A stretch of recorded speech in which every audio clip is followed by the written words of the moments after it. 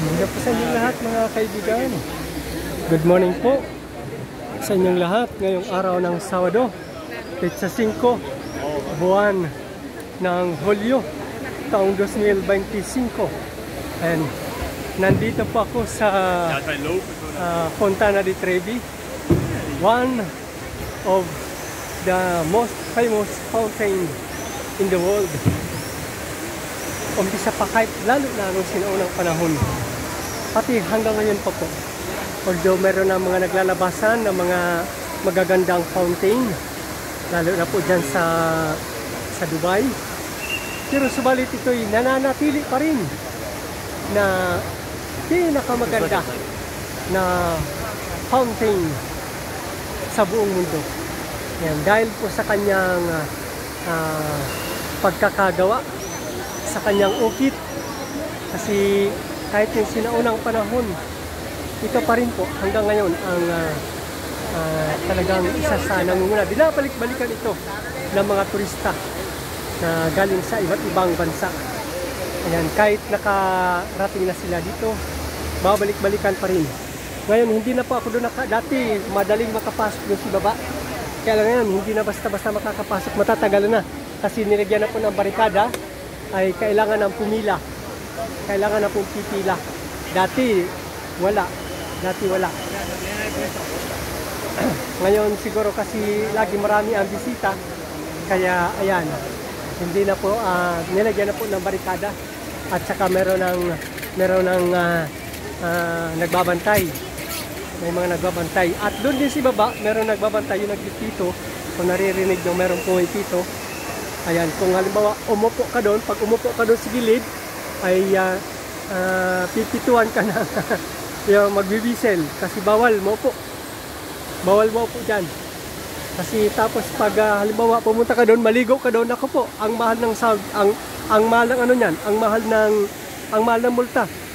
Abutin siguro ng, kung di ako nagkakamali, 5,000 euro ang multa.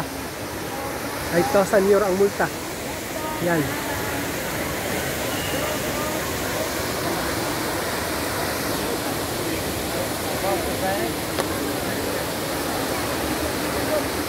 Salamat po sa inyong panonood mga kapatid. Ayan, magpapakita daw ako sandali kung kasi hindi ako marunong kung paano paikutin ang camera nito. Ayan. Salamat po sa inyong lahat mga kapatid. Ito nga po, nandito tayo sa Fontana di Trevi. Ayan. Ang daming tao. Araw-araw yan, maghapon yan. Kahit madaling araw. Kasi minsan pumunta ako dito ng madaling araw. Meron na, may mga tao na. May mga tao na.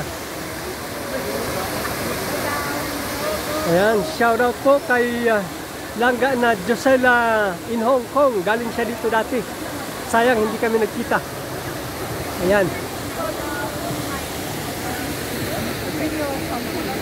Langga na Josela in Hong Kong. Sana pag bumalik ka dito ay magkita tayo. Magkita tayo. Para at least makilala kita in personal din. Yan, Langga na Josela in Hong Kong. Ayan. At mga kapatid, kung sino man po sa inyo ang gustong ma-shoutout sa video ito, ayan, please write lang po. Silat nyo lang po sa baba sa comment section. Ayan. Ito po, ang dami. Ang daming nakapila.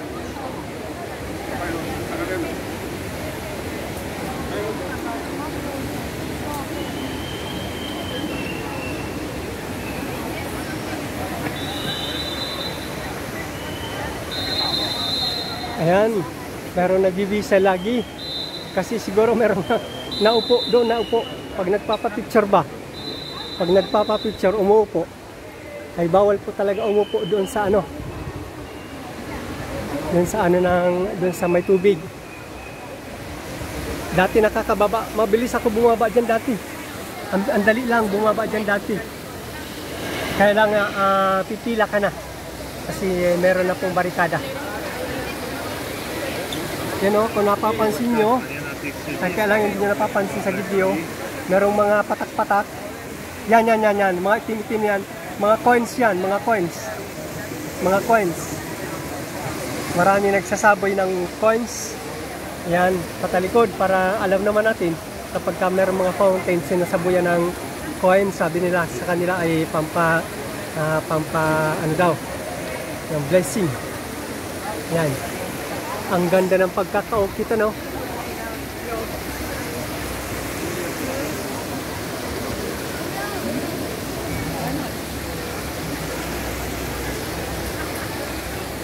Ayan, salamat po sa inyong panonood mga kapatid.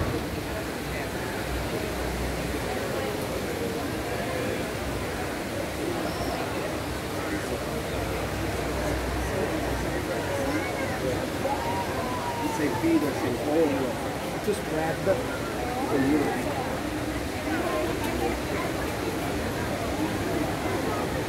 Dito ang umpisa.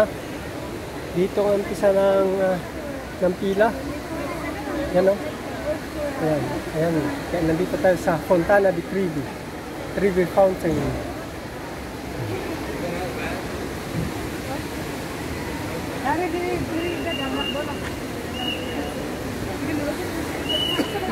Salamat po sa inyong panonood mga kapatid. Bali itong lugar na ito pala, siyempre Fontana di Trevi nga.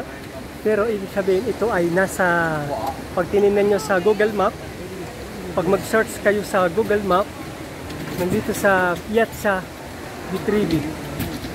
Yan, pag sinearch nyo po yan sa Google Map, yan, Piazza di Trevi.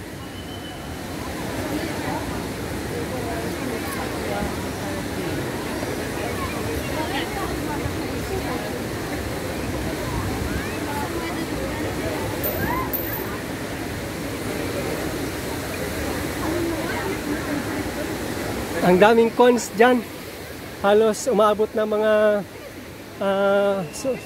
sumusobrang 100,000 ang kinukuha dyan every year.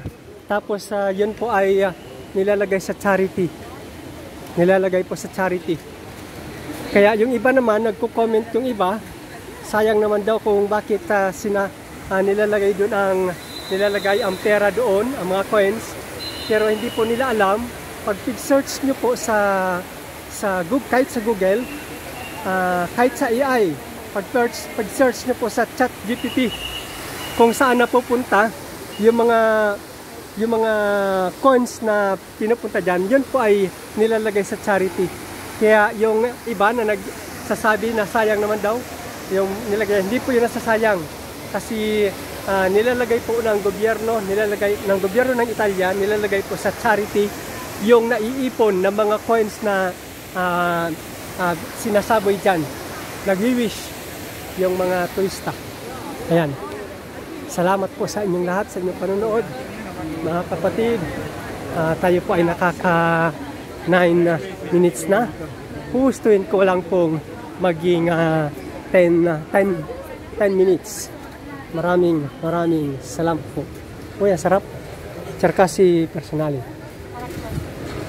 Mga candies. Ngayon, no? Iba't ibang klase ng candies. Oh, sarap.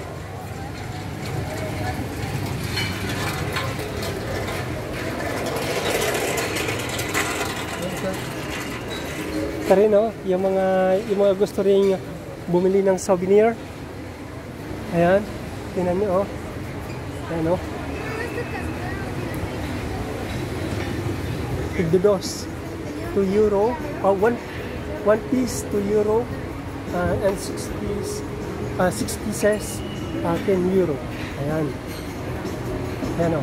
Tingnan niyo po.